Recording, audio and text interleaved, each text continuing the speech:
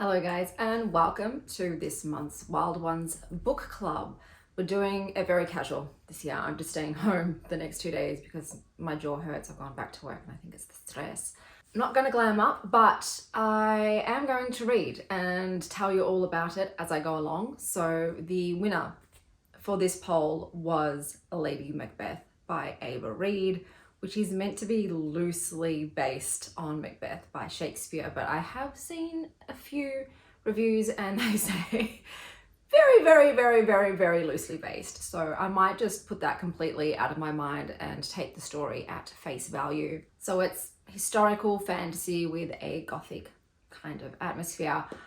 I love the cover. I am getting major Anya Taylor-Joy vibes and she is stunning and my fairy queen, so we'll see if I love it as much as I adore the cover. And the bookstore that I went to was Neighborhood Books, so it's smaller but it still had a fantastic selection of books, and the person that was working there on the day was incredibly friendly and helpful, so I enjoyed my time in that store. And the bonus book that I picked is called HCanging Room by Belinda Cranston. So this says, as a young girl in Sydney, Rachel pays more attention than she perhaps should to a cartoon character who accesses different personas on separate adventures each time he goes into the changing room of a London costume shop. Then, at an opportune moment, the owner of the shop taps the gentleman on the shoulder, excusing him to go back to being himself. In her early 20s, Rachel sets off for London with the aim of having a few adventures of her own, but unlike her childhood character, life irrevocably changes for Rachel once she leaves the safety and familiarity of home. Does she become the victim of a mysterious mental health illness while she's in Israel and Egypt? Or is something else at play? Rachel is forced to accept there's no coming back from some adventures, and that coming to terms with reality is perhaps her only real chance of accessing the life she craves the most. So yeah, look, the cover caught my eye. Clearly it is very eye-catching. It sounds like a magical realism litfic. I'm guessing Australian author. Yep. And set in London, Egypt, Israel, sounds like. So that is the choice for the mystery read. But I'll read the first chapter of Lady Macbeth and then I'll update you every 50 pages.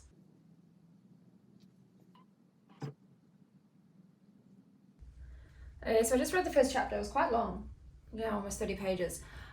So we start off with Racilla. Was it Racilla or Racil? Racil. And she's with her handmaiden, who is a spoil of war. So handmaiden is Nordic. And Racil is a polyglot, and she's quite cunning in her observational skills. So she knows sort of everything that's going on, but she's famed for her beauty. And she is believed to be witch cursed because her beauty is such that if men look upon her eyes unshrouded, they will fall into madness. So she must always wear a veil to stop poor men from losing their minds at her sheer beauty. Her father has just betrothed her to a Scottish king, and she has just traveled to his kingdom. She's 17. And on their wedding night, he shoots a bird to show his prowess, but she's upset at them killing the bird. And then in their bed chambers, she says, I heard that it's your custom that a bride can ask 3 things of her husband. So the first thing she's asked for is a golden necklace set with a ruby. And it's not just to get a pretty trinket. She knows he will have to go into battle with someone to obtain it. So she's sort of trying to delay her ravishment as much as possible, but her husband seems to have agreed to the request, and he left their bedchambers. So their marriage has not been consummated, which I'm surprised. At the moment, it's with Reid, she's great at creating atmosphere. Sometimes though, her books can be a bit boring. Sometimes I love them, sometimes they're boring. This one, it's very slow paced, and it's the first chapter, so I'm not going to judge it harshly, but we'll see how it goes in terms of pacing, in terms of how much extraneous information is weaved within it. But yeah, so far she has been separated from her handmaid and is alone and is just trying to figure out how to survive and take care of herself as best she can. But yeah, so far so good. So we will continue on. Okay, so I've just finished up to page 78. Oh my gosh, so much has happened. I've realized that I don't remember Macbeth at all because none of these names are familiar, nothing's familiar.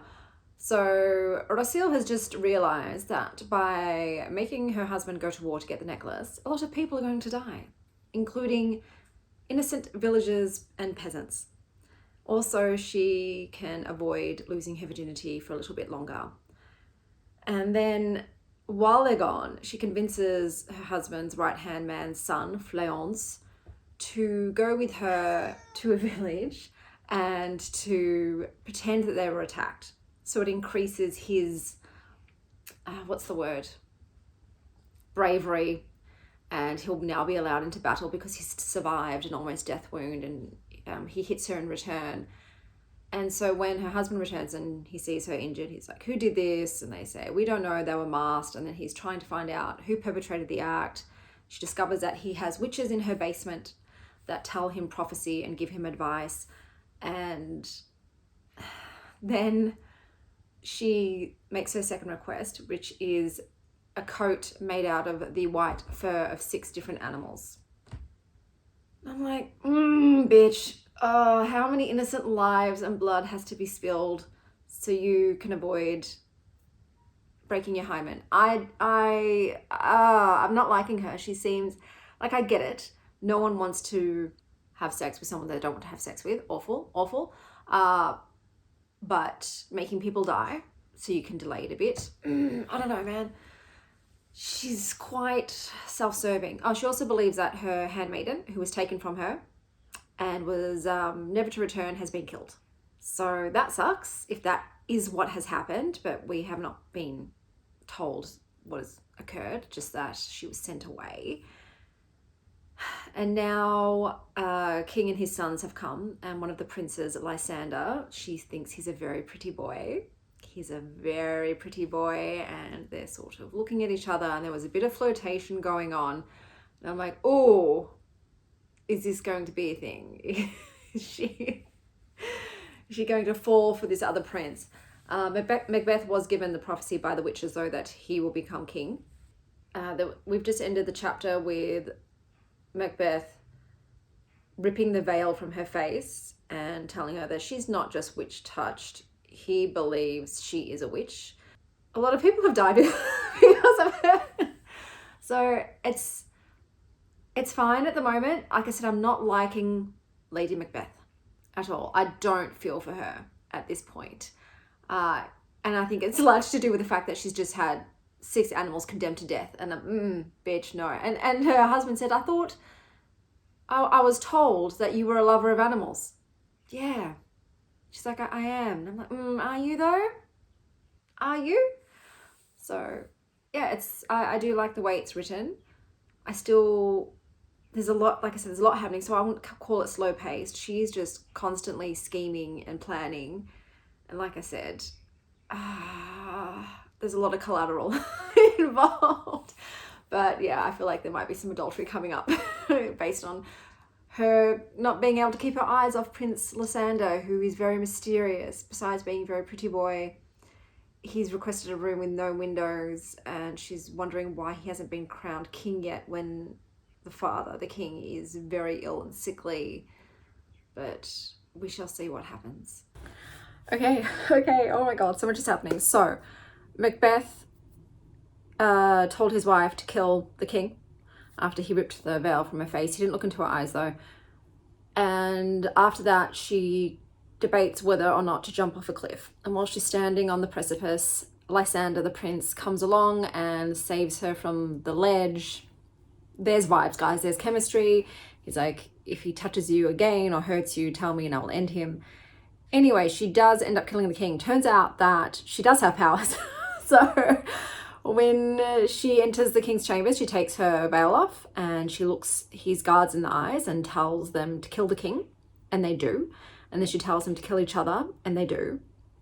And then the next day they discover the king's body and the sons want vengeance, and Macbeth convinces the eldest to go with him and his crew to try and find the culprits.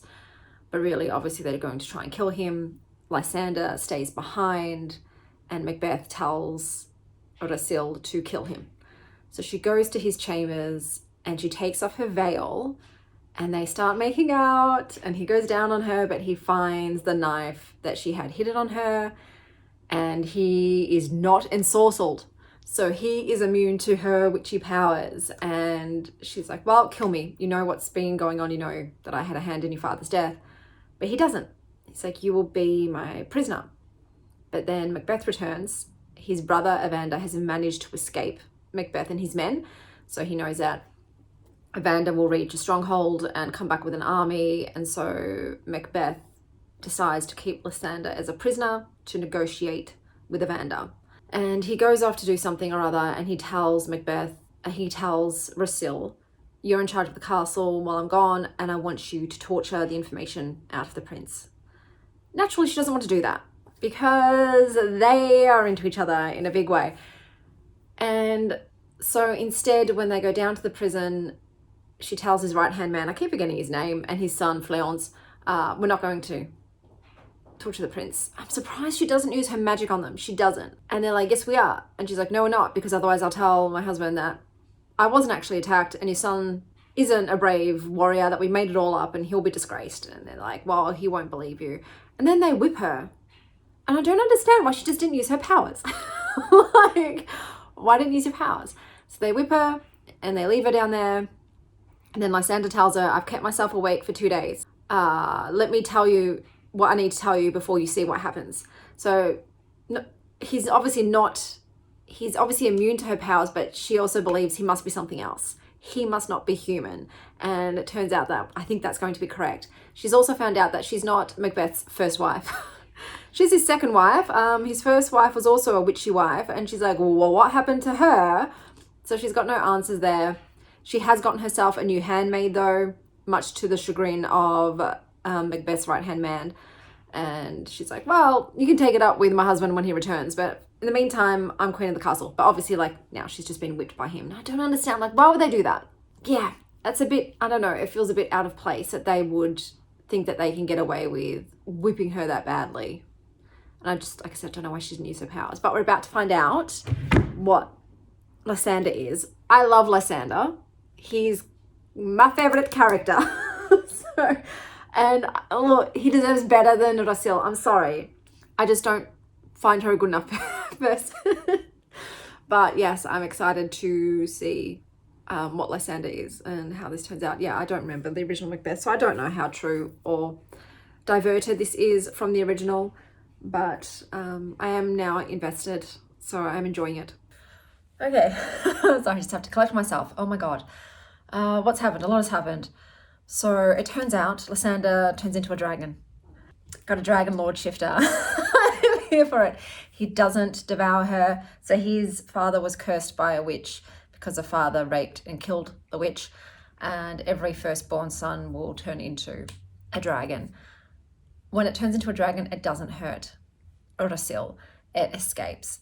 Her husband returns, finally forces himself on her because he wants a son.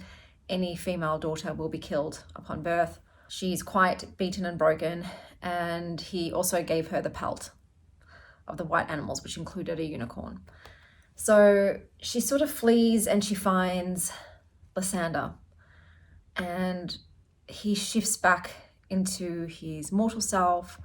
They make love. He still is himself as the dragon, and his dragon definitely likes her. And once he had to stop himself from, succumbing to his beastly whims. But then they have to part. She says, my husband is trying to hunt you and kill you. Please flee and be safe. So he leaves and she returns to the castle. She ends up going down to see the witches. Now, I'm surprised she didn't do this immediately. She's not there to free them, though. She asks them to deliver a false prophecy about the king's right-hand man. So when, Macbeth is back, naturally, like she thought, she's no longer the favoured one. The right-hand man is back in the good graces. So he decides to bring him down to see the witches to show him the secret. And then the witches say the prophecy that his right-hand man is going to be king. And naturally, Macbeth goes and kills him. So Macbeth is acting a little deranged, a little mad. He also then imprisons Fleance, the right-hand man's son, and is basically going to war with the new King of England, Evander. Lysander seems to have evaded capture and death and is hopefully all right. She is just like lost all hope. She tries to get her new handmaiden to flee, but she decides to stand by her side. And now Macbeth has gone to the cell where Fleance is and has learned some information, and he has grabbed Odyssey from her room, and we're about to find out what Fleance said, because obviously Fleance probably was like, this was all her doing, she did all of this. Or he also will probably say she slept with Lysander. That's the only reason why she would rather be whipped than torture him. So we all know that the price you pay for adultery is death. So we're about to find out, I guess. But yeah, I'm enjoying it. It's feeling like a 3.5. It could tip into 4, depending on how it wraps up. And it's just because it's not rated higher, because I still don't love Odyssey as the main character. There's bits of her that remind me of Morgan Le Fay from the Morgan Is My Name series, but she was just a bit too self-centered, and the fact that her machinations cost so many innocent lives, so many, including, women and children, I'm not a huge fan of that. So we'll see how it ends. I think I've got 35 pages left to go, so I might give you a play-by-play like I generally do, and we'll see how it ends. So I was right. Fleance said that she's behind everything and she loves Lysander. Oh, and I forgot to mention. So she's realized that, the first wife is one of the witches down in the cellar. So that's what Macbeth likes to do once he's done with his wives, chain them up and turn them into seers. So the witches are helping her to escape. And she's taken the veil from her face. She's running to her handmaiden because she doesn't want her handmaiden to be killed like the first one. She's just run into Fleance in the hallway. So she screams and then bites down on his hand, and then he sort of half stabs her. And the dragon's here. Lysander is here. Yes! He's ripped Fleance apart. Okay, so the prophecy that they gave Macbeth at the end was, no man of woman born can slay him. So it's the whole thing from Lord of the Rings, no man can kill me. I am no man. Yep, so she believes she's the one that has to kill Macbeth. So for the first time, she's looking into her husband's eyes without the veil. And yeah, he falls prey to her power. Now he's dead. Hello, baby girl. Hello. Is that it? Okay. So it ends with the witches saying, hail the new queen, the cruel lord is dead. All hail the queen. And the toils have ended and now they sleep. And then it's got a nice little picture at the end of the book. And that's it. Okay, I would have liked, I guess I like to see an epilogue of her and Lysander crowned and together, but that wasn't to be. It's pretty good. I'm going to give it 4 stars. Okay, I've decided to downgrade it to a 3.5. The characterization of Lady Macbeth in this was just not it. The decision to make her a 17-year-old girl, I think, was at fault here because she acted like a scared 17-year-old girl. She wasn't sure-footed enough. She wasn't cunning enough. She wasn't fearsome enough. She second-guessed her own actions. And she was like a scared little girl. So to have her as the main character, linchpinning this whole book, did not work. And also there is a lot of xenophobia in here towards Scottish people. So be warned about that. But look, I'd say most of my rating is for my feminine, dark-haired soft boy with hidden talents. I'm just in that kind of mood, and some of the atmosphere, and it had potential. There was potential here. Like I said, I think just if a Macbeth in this had gone more of the way of a Morgan Le Fay or like a mature woman who you actually do admire and who has the ability to take her own fate into her own hands, because I just felt like, yeah, this Macbeth was just whiplashed from the actions of all the men around her. But yeah, so 3.5. I'll give it 4 stars, even though I didn't really like Lady Macbeth. I liked her handmaidens, poor Hawaii's the first handmaiden, and I liked Lysander. Lysander was by far my favourite character in this, so I'm glad he made it. But yeah, I thought it was pretty good. I really don't remember the original Macbeth at all. I feel like there's a very famous line from it, but I don't recall it right now. But yeah, it's cool that she did have actual magic. That was fun. It is quite brutal, so they don't shy away from talking about how women are basically raped quite frequently and killed and set aside and all that jazz. But yeah, as a character, Lady Macbeth, she oscillated between really believing that she had things in hand, and then when it didn't go to plan, just falling apart basically, like, oh, I'm nothing, I'm just a pretty wife and I have no real skill. And then going back to, oh no, I do. Oh, that didn't work.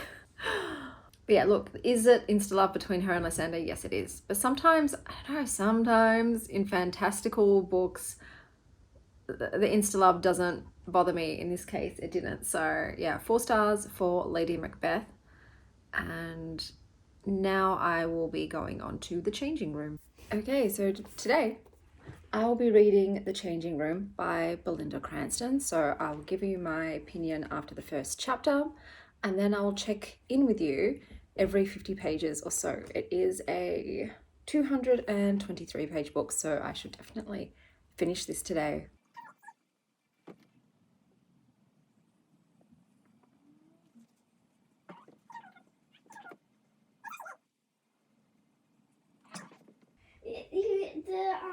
Jack Black he looks nothing like Steve. He doesn't sound anything like Steve. And he kind of just like put a blue t-shirt on and say that you're Steve. Okay, so there's a prologue and it says Tel Aviv, Israel, September 1997. And there's a taxi driver and a girl, and she goes into a church of all nations in the garden.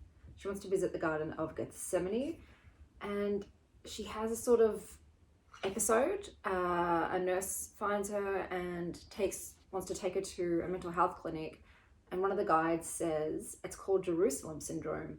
Some shout psalms or verses from the Bible. Once they leave the walls of the old city, they calm down and they don't even remember their strange behaviors. The girl was just saying, I want to get impregnated so I can give birth to the second Messiah. So that's what happened in the prologue, and now we're in Pimlico, London, UK, June 1997. I nearly got the best marker of the whole game. I nearly got difficulty chart, but then, whatever. Okay, so I've read the first chapter. The first chapter was 30 pages, so kind of long chapters. And so we meet Rachel, the main character. She's 23. She is the same girl in the prologue that has the episode in the church, but obviously we've gone back in time where she's just arrived in London. She's from Australia. We learn all about sort of her family. So she has a sister whom she was close with when she was younger, but as her sister got older, they have drifted apart. Her sister did go to London first, so there's 4-year age gap between them, and she seems to have followed her sister's path. She finished her degree, which was a Bachelor of Arts, and she's not sure what she wants to do with her life. So she heads to London. There's a lot about her father who died when she was a young child and how that affected her and the grief. And she had this sort of special relationship with him. He gifted her a scarab necklace, and I feel like that is symbolic and it has meaning. So scarabs typically represent birth, death and rebirth, and immortality and resurrection. And she seems to want to travel, perhaps to Egypt. Obviously, she ends up going to Israel. But she arrives in London and she's doing a homestay. So she's staying with this lord and lady, and she lives there for free, but basically they're treating her like a live-in maid. And the lady is extremely disdainful and rude to her. She says that she can't even understand her British Australian accent. None of the other Australians that she spoke to spoke that way, and is just complaining about everything. So Rachel decided, I would rather go back to a hostel than stay here. I'm sorry, I'll get Indy to quieten down the next time I do a recap. She's on the phone to one of her friends. So she's just left. She's got a temporary job at the moment. She's thinking about she thought about asking her sister if she could stay with her, but she didn't want to impose on her sister. So their relationship must be quite strained for her to go to a hostel rather than ask her own sister if she can crash. The writing is fine. It's simple, but it's very readable. I'm not amazed by it. It did take me a little while to read, so I'm not really invested or drawn in at the moment. So I don't know how I feel about it. It's a bit too early for me to decide. I definitely wouldn't have DNF'd it. I'm only, like I said, on page 30. The next chapter is headed by Bayswater, London, UK, July 1997. So as we know, the episode happened in September of that year. So obviously we must be working our way up. So I don't know if this is going to be a magical realism book or not. There's a hint, you know, from the blurb that maybe it could head that way. Rachel is quite relatable. She seems like an everyday Aussie kind of girl.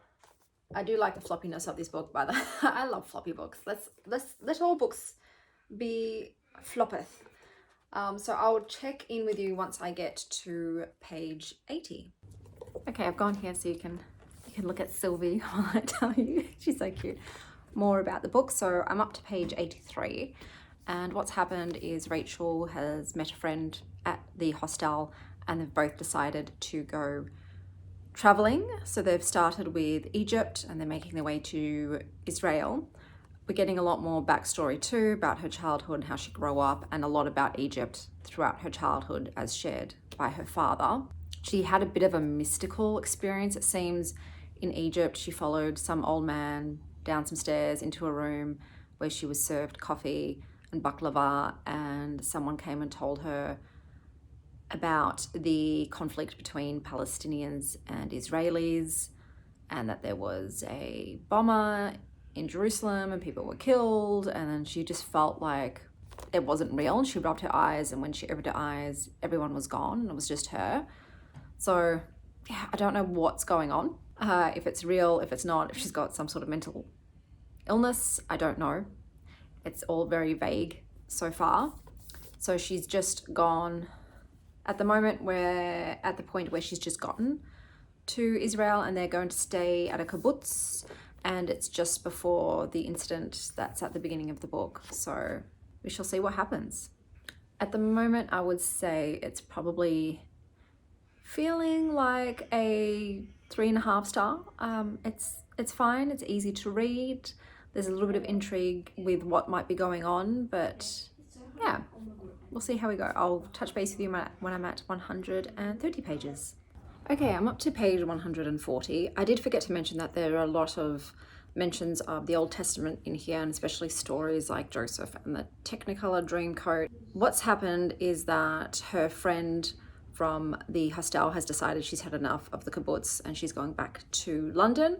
So Rachel then stays on her own, and while she's there, she comes across the man she saw in that little room that she thought she was hallucinating. It turns out he's a Bedouin named Assad, and they tell her that they've been waiting for her and she's going to be the one that unites the Arabs and the Jews in terms of getting the kibbutz to allow the Bedouins to work there. So she goes back to the kibbutz and she says, you know, hey, the Bedouins want work, they're locals, why don't you let them work here? They were like, you don't understand the Jews and the Arabs and the situation, but they ended up letting the Bedouins work there. And then they have a disco, and this guy comes up to her and says they think that you're a terrorist and that you're there to learn all the details of the kibbutz so you can help people blow it up. You need to leave. She then gets like very disoriented and passes out, and then she wakes up in a home with a woman and a little girl, and they tell her you can eat breakfast and then you can leave, and they're speaking in Hebrew, and she decides, I think I'm going to move on to Israel. So she's going to ask the kibbutz lady for her passport back so that she can leave. I don't know what's going on. It's, I don't know, it's dropping down to a 3-star for me in terms of plot and characters. It's pretty much just Rachel, her hostile friend's gone. We never met the sister. Obviously you had the Lord and Lady, they were there very briefly, and now you've got the Bedouin dude, Assad, and then the lady who runs the kibbutz. I don't know what's going on. So like I said, I'm on page 139. So we'll see what happens now that she is in Israel. But yeah, so there's this much left. Let's see how we go. Okay, so okay, what's happened? So we started off the next chapter with her suddenly remembering that she actually had kissed Assad at the party. But did she? Maybe it was just a dream. Was she remembering things correctly? So that's something that is happening repeatedly. She's not sure if she's just dreaming or hallucinating. But I personally hate that kind of thing in books. So she goes to Israel. She ends up meeting a woman that tells her, oh, you know, if you want, you can stay at this health retreat for 2 weeks for free. You just have to help out and do chores. She's like, okay. So the woman gets in her car and takes her there because there's no transport to this place. And she gets there and she's given a really dingy, gross room, and it's a spiritual retreat as well. So they're spending most of the days in silent meditation, and then she's having to do chores. And then one day when she goes back to her room, most of her clothes have been replaced with like an orange bikini and sari, which is what most of the people at this retreat are wearing. And then it turns out that she has to work in their sweatshop basically, sewing these bikinis and saris from the moment she wakes up to the moment until dinner. She's just there every day sewing stuff. So she's not really having a good time.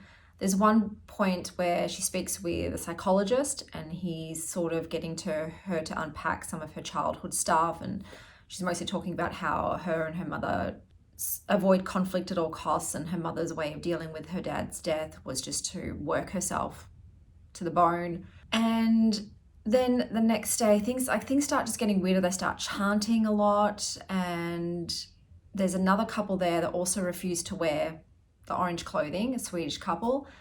And then one of these, health and wellness practices, when they're all getting them to do these trust falls, the guy comes up to her and says, go grab your stuff and meet us at the front. So she goes and she does that. Turns out he's stolen a car from the compound because, like I said, there's no transport there. They don't know where they are. They have no phones, no way to call anybody. So they're sort of trapped at the wellness retreat. So he's stolen the car from obviously one of the employees who works there. And so they get in and they start driving, and he said, we're going to go to Tel Aviv. We got you out because you're on your own and that's like no place for you. They'd been suckered in there as well. And so they're in the car, and then she has like a freak out. So she's had a lot of freak outs in this book. And it turns out that her dad didn't die from a brain tumor. Her dad died because she'd thrown a tennis ball onto the roof and he'd gone to get it down and he fell to his death. So that's where we're at. She's just admitted how her dad really died while she's on her way to Tel Aviv, I guess. But then the next chapter says that it's in the UK. And it's in the sister's POV. So I don't know if we're going to know. It doesn't look like it. I don't think we're getting a chapter of what happens between her on her way to Tel Aviv and then her having, what do they call it? Jerusalem syndrome? Yeah, Jerusalem syndrome. I don't know. So yeah, we've got this much left. So we're on page 180 and it goes to 220. So there's only 40 pages left. But I have to read it when I get back from taking V to the hairdresser. So I'll film myself reading the last chapter, I guess, 40 pages. I'm like, is that too much to film? Nah, I'll do it. I'll just cut it if it's just me sitting there bored. I don't know. At the moment, it just feels like it's a nothing book. What's the point? A character study, maybe, about Rachel, but she's quite dull. Her inner monologue isn't exactly riveting or interesting. There's just been a lot about, like I said, traveling. So she's gone to London, she's gone to Egypt, now she's in Israel. And she just kept finding herself being taken advantage of by the people wherever she stayed. That seems to be one of the main things that keeps recurring in this book. She goes somewhere and the people exploit her and treat her horribly. And then she goes somewhere else and it happens again and again. So yeah, we'll see what the last bit is like. Like I said, it's back in London with her sister, who we haven't met yet, just heard about in Rachel's flashback. So we'll see how the last chapter is. Like I said, right now it's still feeling like a 3-star, like it's fine, it's just not doing anything for me really.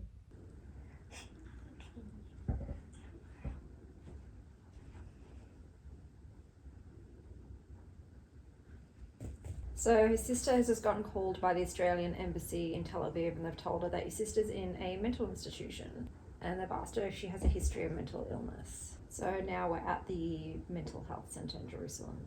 Okay, so there's lots of like random historical facts put in here. So now she's thinking about that this city was targeted in Saddam Hussein's Scud missiles during the Gulf War of late 1990 and early 1991. So there is a lot of historical tidbits thrown and threaded in through here. I'd say a lot of this book is about sort of nostalgia of the past, and it's very much set in 1990. There's lots of pop culture references thrown in. Okay, so they're saying that Rachel's delusions are that there's an old man in it that she keeps seeing who tells her to sort out the tension between the Arabs and the Jews, and that the prophet Abraham lived on in the modern world with the Bedouins. And he's like, do you have schizophrenia or psychotic disorder in your family? Oh my God, she's pregnant. But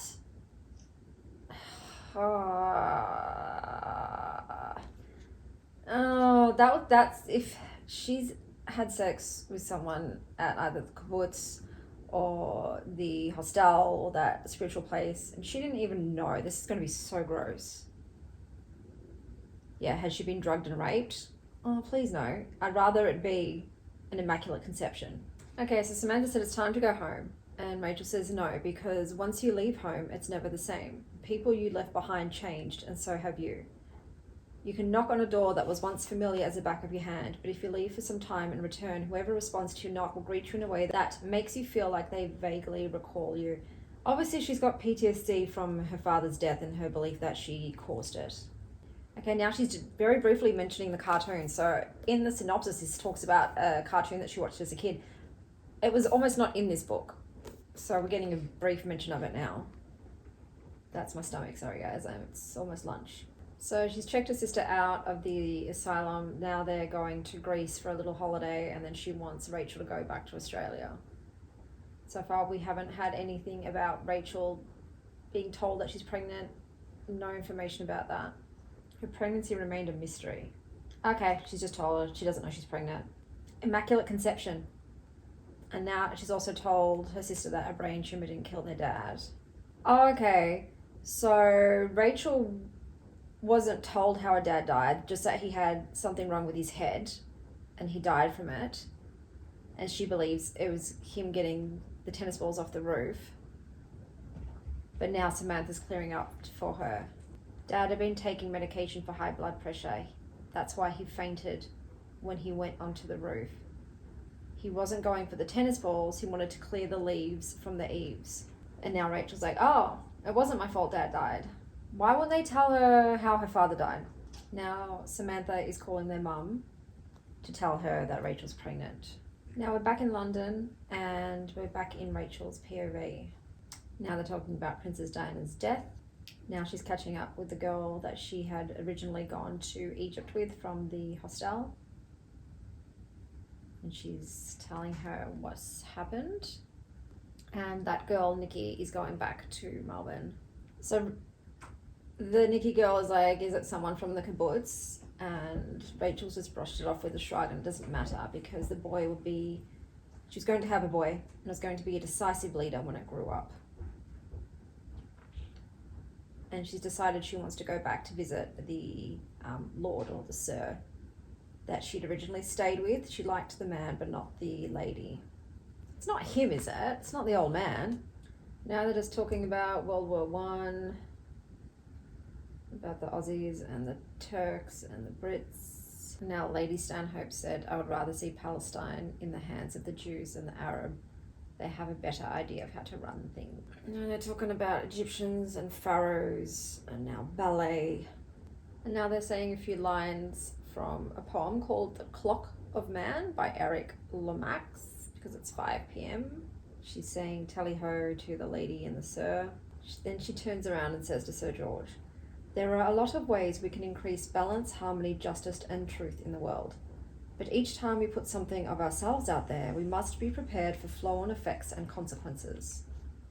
I forgot to mention, a lot of the chapters start with a poem. So this one is, "From breakfast on through all the day, at home among my friends I stay, but every night I go abroad, afar into the land of Nod," by Robert Louis Stevenson. So now they're back in Sydney and she's giving birth. She's in labour. It's a boy. She just picked up her scarab necklace from the floor and she thinks that the beetle has magic powers. Mum and sister exchange a look, thinking Rachel's delirious. Okay, I'm just going to quickly read the acknowledgements. So this lady went to Tel Aviv and a kibbutz, so this is based on her experiences. But now she's acknowledging what's happening in Gaza with the Israeli-Palestinian conflict. So she says that she wanted to juxtapose the journey of a bookish young woman with a florid imagination with the reality of land steeped in biblical history, shifting borders, and conflict between Jews and Palestinians. Okay, I'm putting you at an odd angle because that's more interesting than this. What do I think about this? Bro, what? I'm sorry, I just don't get it. Does Rachel have mental health issues? I don't understand. Is she just have an active imagination? She seems very much to believe that her child's an immaculate conception and that he is the next Messiah. She's not Jewish, she's not Arab, she's an Aussie girl, but she's gone there and believed that she was speaking with prophets, I guess, and then had Jerusalem syndrome, which is actually a real thing. Oh my God, look, like I said, it just seems like she has severe PTSD from believing that she'd killed her father and obviously not receiving any help psychologically or really emotionally from her mother or her sister and feeling disconnected from both of them. And then, you know, she was feeling lost and displaced and then went abroad to try and find meaning and then just went from, like I said, situation to situation where she was exploited and left feeling isolated anyway. And then she goes and has this spiritual experience, I guess. It's not for me, this book. I would probably, I can't give it 3 stars. I actually didn't like it. It's easy to read, but I didn't like it. I didn't like Rachel, the character, any of the characters in this book, really. I just think it's a bit pointless. It wasn't really making any poignant commentary on the situation, especially the Jewish-Arab conflict. Like, there wasn't really a conversation going on there. It was just, we're Arab, they're Jew. We don't like each other. You know that, right? Why would we want to work together? You need to. And then the other people saying, oh, you need to help us make peace with each other. This is your purpose. That's it. And then out of nowhere, she's like, oh, my purpose is to give birth to the new Messiah who's going to, unite Jews and Arabs. What? White girl? Okay, it's a choice. Yeah, I don't know. Look, I'm not Jewish or Arab, so I don't know if this is like offensive to people. It might be. I find it uncomfy and I'm giving it a 2.5. I'm giving it a 2.5. And like I said, this whole thing, like this whole cover and the blurb about the changing room, this cartoon barely mentioned, unless I didn't notice it being woven in somehow, but like barely mentioned, and yet that's the title and this is the cover. And like the whole thing about coming to terms with reality is the only chance of accessing the life she craves most. So what is that? Just, oh, my father didn't die at my hand and I want to give birth to the next Jesus. Is that what it is? Okay, I don't know. Like, look, the traveling was kind of cool, but it didn't really show any of the countries in a positive light either. I'll say that. Her experiences in all of these countries were incredibly negative. She did seem very much stuck in the past, looking back on her childhood with rose-tinted glasses and the nostalgia of how better life was when her father was still alive and she felt close to her sister and her mum was happy and they watched cartoons and life in Australia was grand and the sounds of the cicadas in the trees and all that sort of thing. So she was sort of living in the past, and in essence was nowhere, was just floating around aimlessly. And I guess now she feels she has purpose in being Mother Mary or Mother Rachel. Yeah, okay, 2.5 stars. Who would I recommend it to? I don't know, guys. What are people saying positive about it on the back? This encapsulates the bewilderment of a young adventurer who knows so little about the world and dares to want so much. It's about the messiness of life and about travel as it once was, which can be life-changing. Okay, so that was The Changing Room. So yeah, that was The Changing Room. And now I'm going to send you back to Past Chanel, who's going to tell you about all of the options for the next Wild Ones book club that you can vote for. So I am here to tell you about the books that are going up in the poll for the next one Wild Ones book club that you can vote for and see me read in full, and maybe read along with me, and we can talk about it at the end of the month. So the options for October's Wild Ones book club: we have The Book of Witching by C.J. Cook. This is a horror, fantasy, historical fiction with mystery elements, witches, Halloween, and it's also a thriller. It's a lot of genres. I think they just put everything. Like, let's just chuck everything at the wall and whatever sticks, sticks. A mother must fight for her daughter's life in this fierce and haunting tale of witchcraft and revenge. Clem gets a call that is every mother's worst nightmare. Her 19-year-old daughter Erin is unconscious in the hospital after a hiking trip with her friends on the remote Orkney Islands that met a horrifying end, leaving her boyfriend dead and her best friend missing. When Erin wakes, she doesn't recognize her mother, and she doesn't answer to her name, but insists she is someone named Nix. Clem travels the site of her daughter's accident, determined to find out what happened to her. The answer may lie in a dark secret in the history of the Orkneys, a woman wrongly accused of witchcraft and murder 4 centuries ago.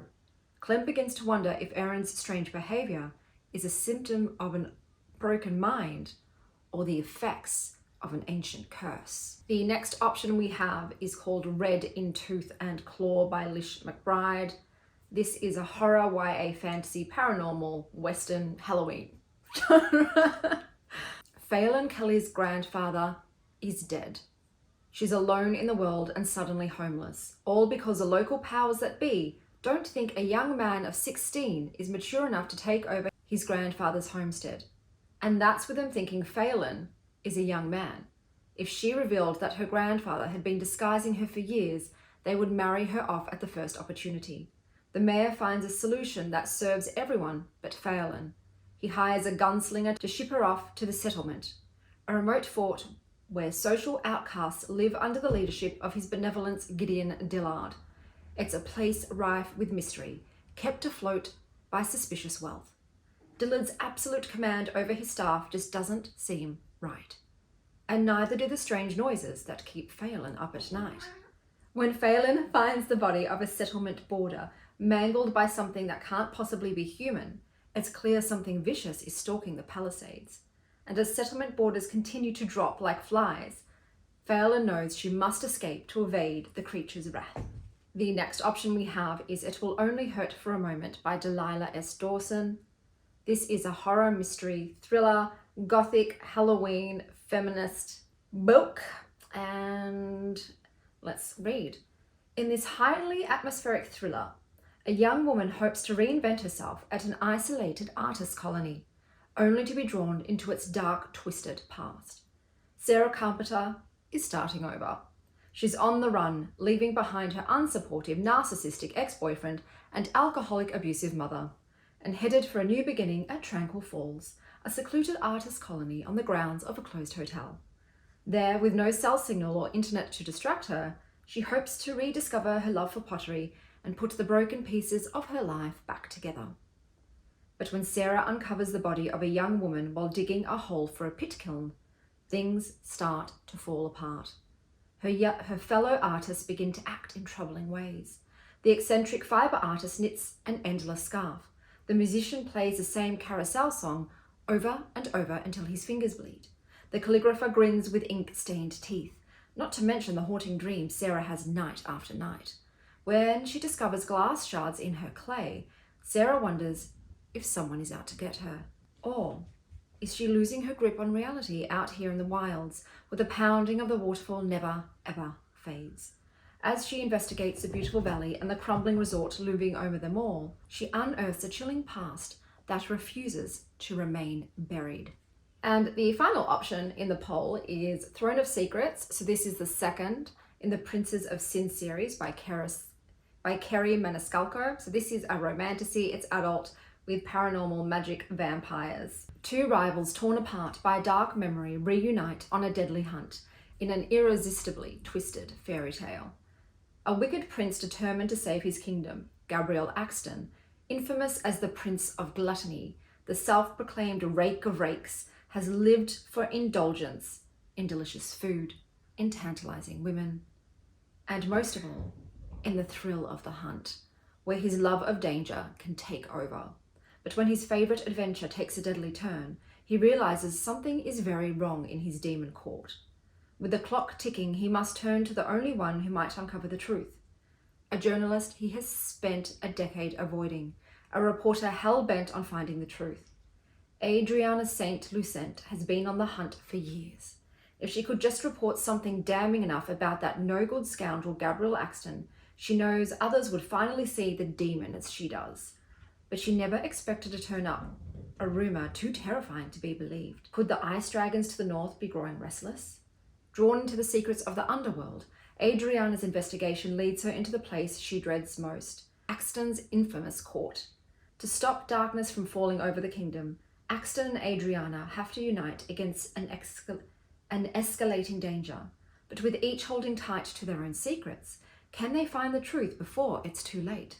And what will they do with an equally troubling rumour? That they might not actually hate each other after all. So those are the 4 options. Vote on the poll, which is in the community tab, for which one you'd like to see me read for October. Until next time, stay wild, star child.